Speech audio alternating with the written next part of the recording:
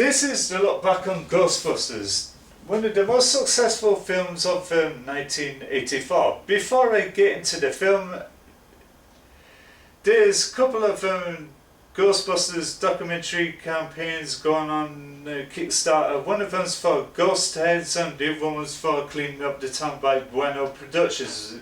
If you got the time, go over to Kickstarter and contribute to the campaigns, which both run into the early of March, which is at the time the debut for Paul Feig's Ghostbusters come out. There's a teaser for it already out on the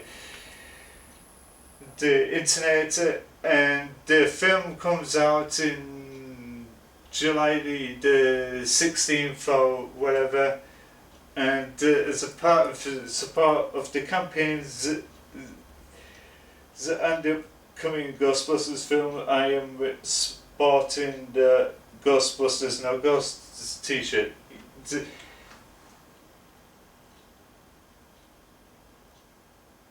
And let's get down to the film.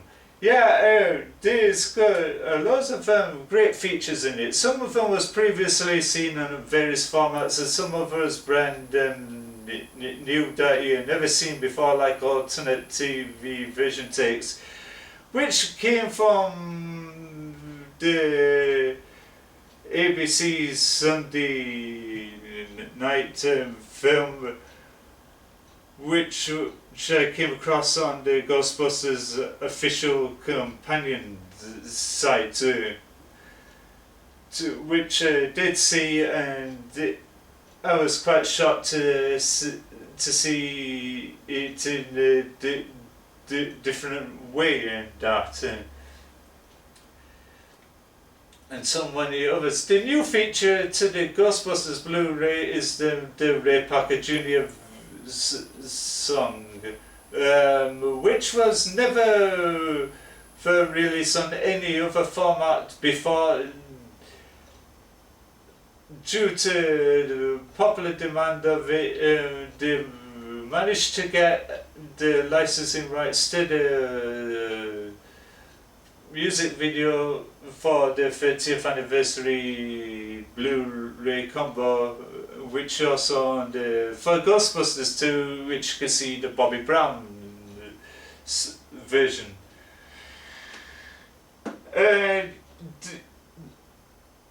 The whole aspect of the film, which was unique, which was a mixture between science fiction and supernatural horror mixed with blended comedy rolled into one. But at the time, the film was divided by Gene Siskel and Roger Ebert. Roger Ebert loved the whole aspect of the film with all the special effects, the humour and all that lot, and everything in between. But on the other hand, Gene Siskel did not like the special effects aspect of the film. He rather went for the whimsical dialogue in that, which was a divided notion. But when they did the review of Ghostbusters 2, both of them agreed that they felt like it was a rehash of the first script of the first film, and both of them give them obligatory hands down. And and the whole genesis of the third Ghostbusters film came from an audience member on the Oprah Winfrey special of Ghostbusters 2, where he stood up and said in front of Dan Aykroyd and Howard Ramis, how do you go about Ghostbusters 3? But Dan Aykroyd and Howard Ramis laughed and joking about that, which became the genesis for the ever-going legacy of Ghostbusters 3. It was on 1 minute, it was off, Bill Murray didn't want to do it, and etc. But the whole problem surrounding that was how Ramis tragically died.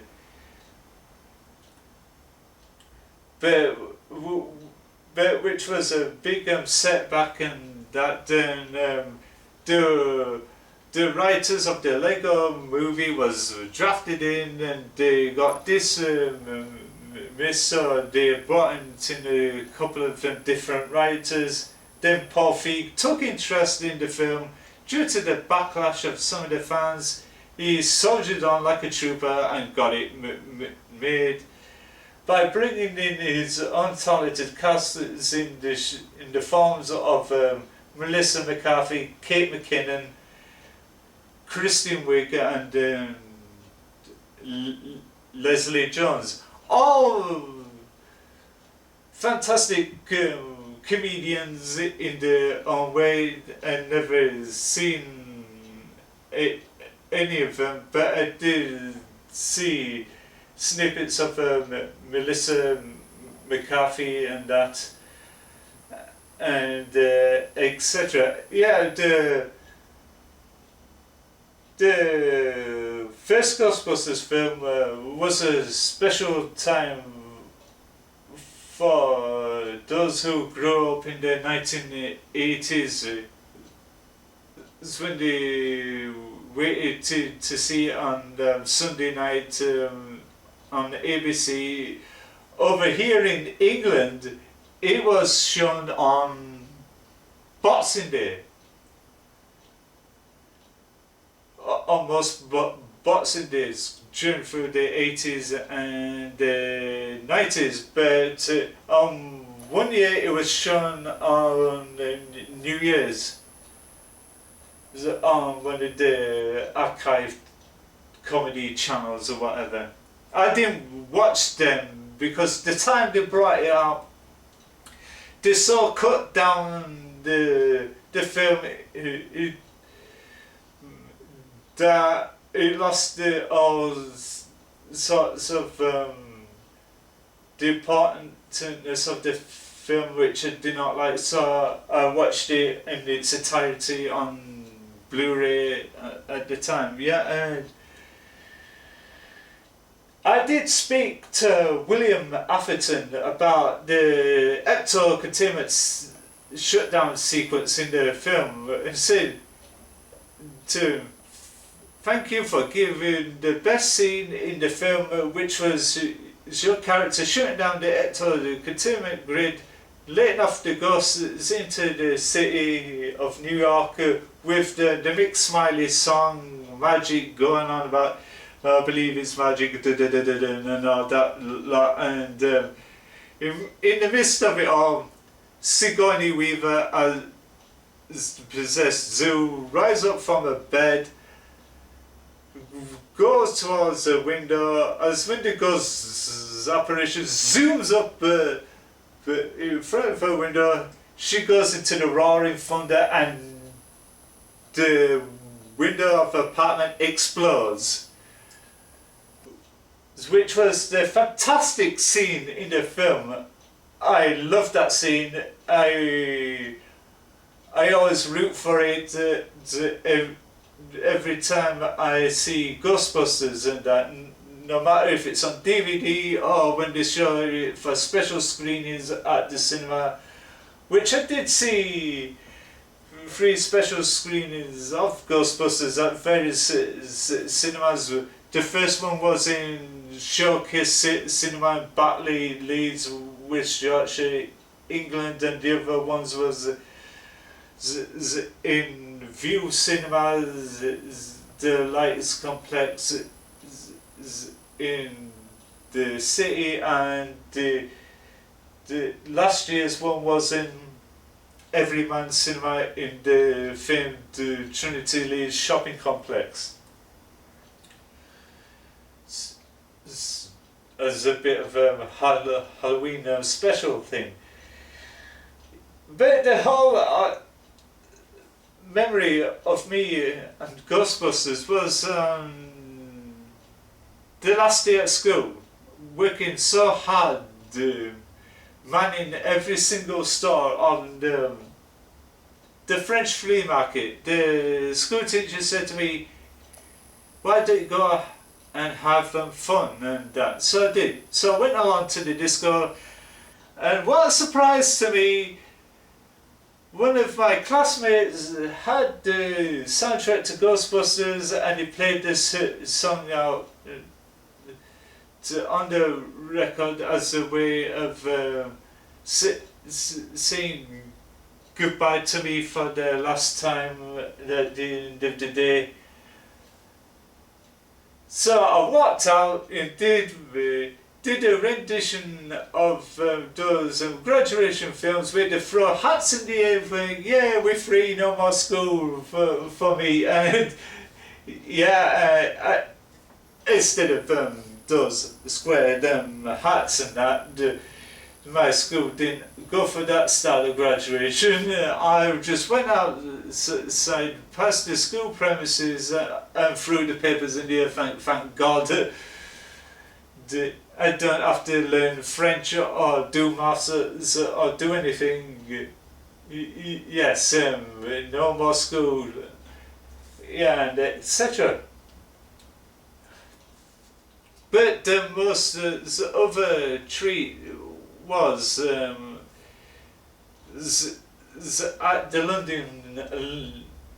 the Olympia London complex in last year. Sigourney Weaver appeared at the London Film and Comic Con convention, which I went up to Sigourney and presented her with a picture of Zool that I drew, and she was shocked to me that I presented her with a picture and etc.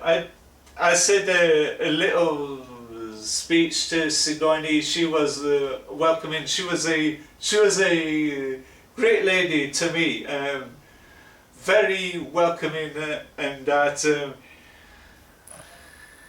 I give her another shock surprise, a pack of Stay Puft marshmallows, which Sigourney went and she laughed her head off, which was a great moment.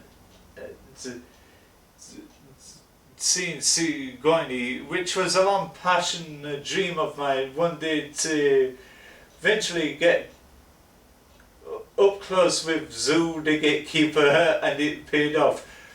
But before Atherton and Weaver, in my first convention gig up in Milton Keynes, I met Slavitsi Jovan, who played Goza, which I went up to her, and all of a sudden she said to me, "You look like that you've seen a ghost." And did my Gozer impression in front of her. She was bowled over to the extreme. She signed the picture that I got lovingly displayed on my wall in my little museum that I have with the Ghostbusters firehouse and all sorts of other Ghostbusting paraphernalia and that. Yeah, and which I became totally gripped. Yeah, the whole irony about Ghostbusters being on Boxing Day. It wasn't Ghostbusters that made me jump and run off into the next room. It was the film Time with the Film, which was this videotape advertisement, features this stop motion skeleton with bulging eyes, with glasses, and the tie looking all preppy, doing a riff to the Buddy Holly song, Not Fade Away, which got reworked by the Rolling Stones. so for the premise of the advert, it was re-recording up fade away when he goes backwards and forwards and all that lot, which terrified the living hell out of me. When they came on, I went, oh, and zoomed off into the room. This was, I was living at the children's home. One year, a couple of kids pranked me terribly with that advert. I went zooming off into the next room and walked in and said, "Is this finished?" And all of a sudden, the two kids pinned me down onto the sofa. This is no lie. They played their advert. They made me watch it. Then when it finished, they played it on a loop. So I was watching it again and again and again and again and again and again as a bit of a brutal torture. Yeah. Many years later, as when they became familiar with the archive sites like TV Art, they had it on. Started watching it. I thought, my God, I felt like an idiot. Was I terrified of this? It looked stupid as hell, and etc. Yeah,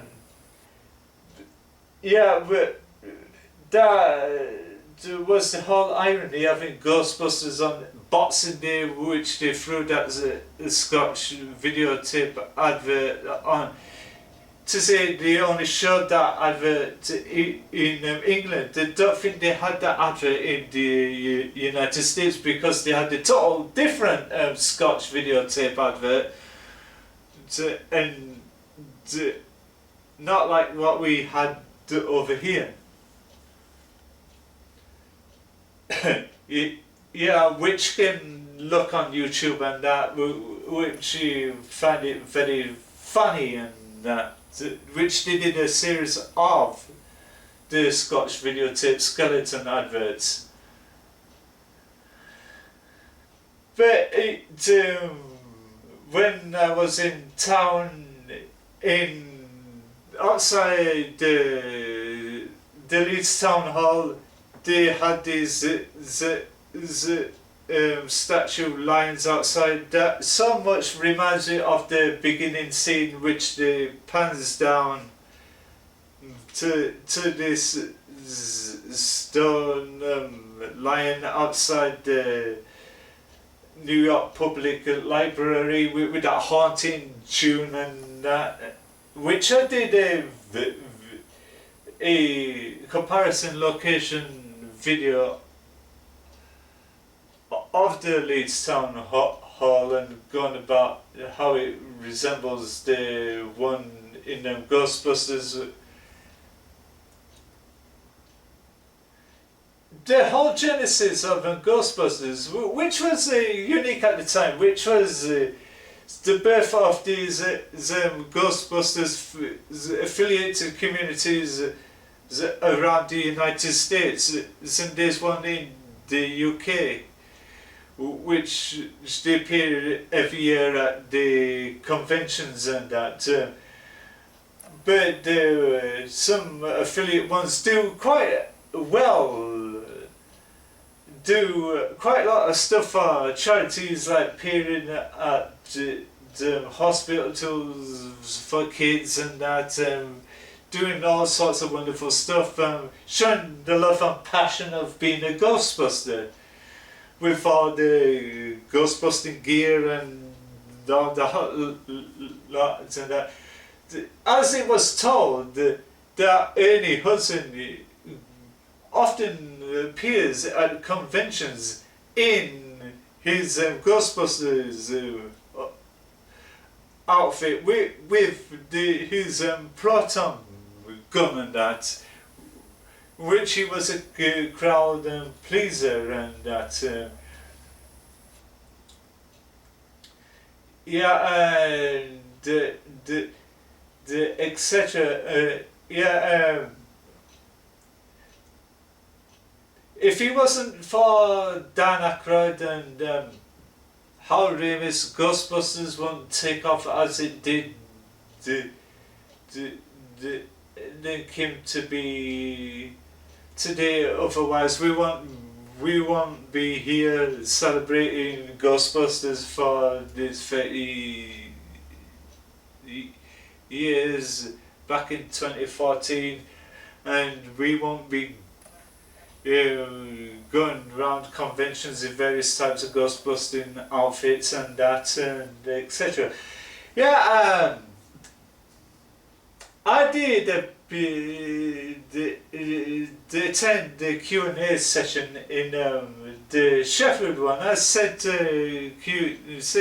as a burning question, have you ever done a Zoo the Gatekeeper costume? But the problem is, the lady says, doing the Zoo the Gatekeeper costume is very hard. It takes hours to put together and that. But as when Sigourney was at last summer's convention in the London Olympia, there was quite a few ladies walking around all in Zoo dresses. There was no kidding. So I was there on the floor like that, filming them and taking pictures and that as a bit of turn the cheek of humour and that. This Ghostbuster came up to me and tried to knock me down as a bit of a laugh, which we all had a ball on that. And yeah, and then my other memory about meeting William Atherton at the time, he was sat at the table with Karen Allen, who appeared in another ghost comedy, Scrooge, with Bill Murray, and which Karen tried their best to do a rendition of Put a Little Love in Your Heart, this song, the cast song at the end of Scrooge, and that. And there was Atherton sitting next to her, and we all just basically laughed. We all had a great time at the convention in Milton Keynes and that. So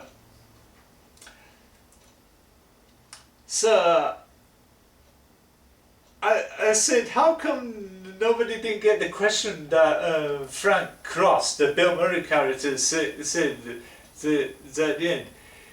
The answer is yes, it's Minnow. What was the boat? What was the name of the boat that took them all to Gilligan's Island because they all gathered together, played Trivial Pursuit with Bill Murray's brother and etc. And they all couldn't get the question. They came up with the SS Mackerel and made up names and all that. Like, none of them didn't get their answer. Then Bill Murray's character Frank Cross is the problem. The answer was the question. What was the name of the boat took them all to Gilligan's Island? Was the SS Minnow.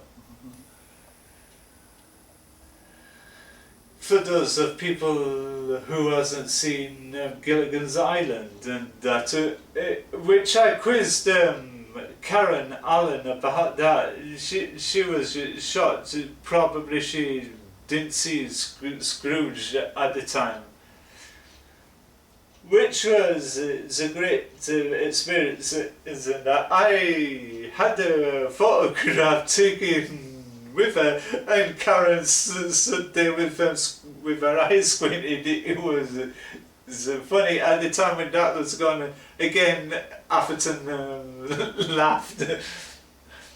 Yeah, he was a great guy, Atherton.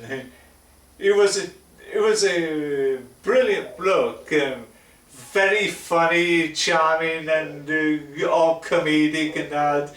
He was being all serious, not like Walter Peck and this other character in Die Hard and that.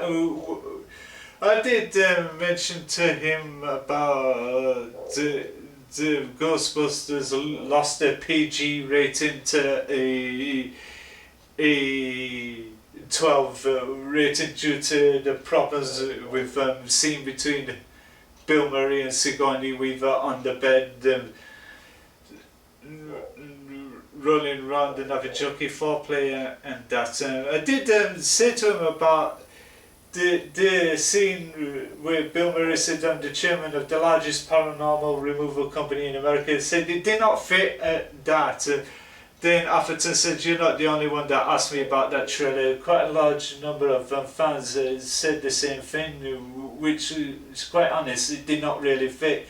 Like the scene for the Ghostbusters 2 trailer where Dan Aykroyd said, if you don't do something by midnight, you let New York get sucked down into the 10th level of hell, which was outside the museum, having an argument with the mayor and that, which never made it into the cut of the film.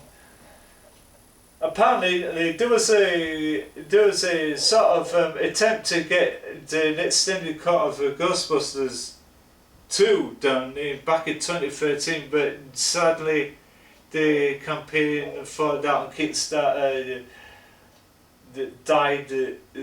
It was from this guy called Bradley Beyondstad that wanted to get the film made into fruition, was going to do a documentary about the making process, about the restoring of the film. But that was a whole different type of thing, and it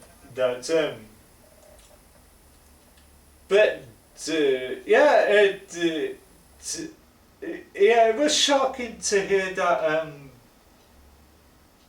how Ramis died and that, which was a whole shock to the community at the time where the anniversary kicked off for it. And most recently the Ghostbusting community lost a couple of more people from the first film, like David Margulies, who played the mayor in both Ghostbusters film. He recently died, and before that Michael C. Gross, one of the set designers for Ghostbusters, he died. He's up there with John the Cure and Elmer Bernstein and that, which was a whole shock, and that which, if there's cleaning up the town Ghostbusters campaign or Kickstarter is going to succeed, you'll see them contribute to the documentary in archivic form, like Harold Ramis, which was a visionary in the 1980s. He was a brilliant actor, script writer, and producer, and he was a fantastic director. He directed quite a few great films at the time, like Groundhog Day with Bill Murray, and Analyze This and That with Robert De Niro and Billy Crystal, and all sorts of other films and that. He was a genius.